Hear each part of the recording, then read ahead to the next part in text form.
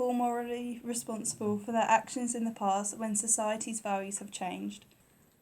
Bruno Day is a former SS Nazi concentration camp guard who is facing 5,230 accounts of accessory murder while he was at the Nazi concentration camp Danzig, located in Poland during 1944-45.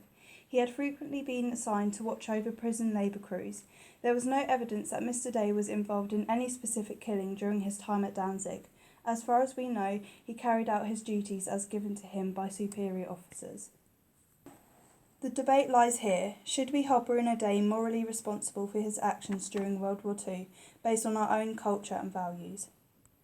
Absolutism is to maintain that some things are right and other things are wrong, and that these things are fixed for all time and all people. And this is set in stone, it doesn't depend on any circumstance. Always follow the good and avoid the evil. In the case of Bruno, absolutism would claim that we can judge Bruno's actions based on this moral absolute. But of course this begs the question, how do we discover these moral truths?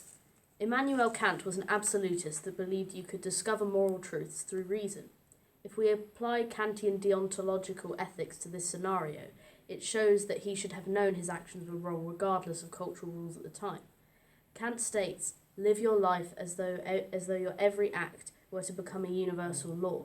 If we apply this to Bruno's case and universalise being an accessory to genocide, this would cause a contradiction in conception.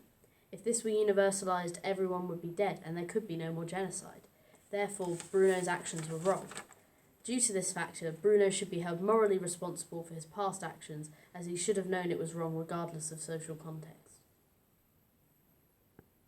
As a cultural relativist, I believe moral rules are expressions of the culture, and nothing more. There's nothing absolute or universal about morality. When in Rome, do as Romans do. What is right and what is wrong depends upon the perspective of the group. Morality simply means socially approved habits. The impact of this is that we cannot apply our own moral standards if we were not from the same culture or time. Bruno was 17 when he was enlisted as an SS officer. Growing up in Nazi Germany, the education he received was Nazi-approved anti-Semitism, and the laws were anti-Semitic.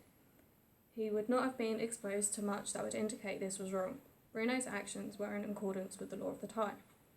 So this means there was no incentive for Bruno not to do what he did, and therefore what he did at the time was culturally acceptable, and therefore morally acceptable.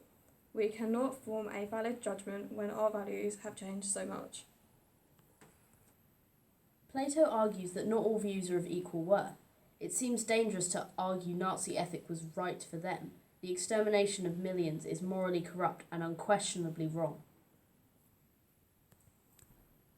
If we are to accept moral absolutism, then we need a sufficient way of establishing what those rules are.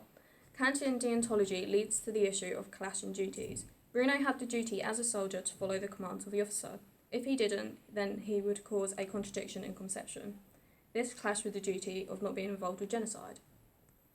We cannot hold Bruno Day morally responsible for his actions during World War II based on our own cultural values, because these have shifted, but it is clear that Bruno Day has recognised his wrongdoing as he felt sorry for what he did.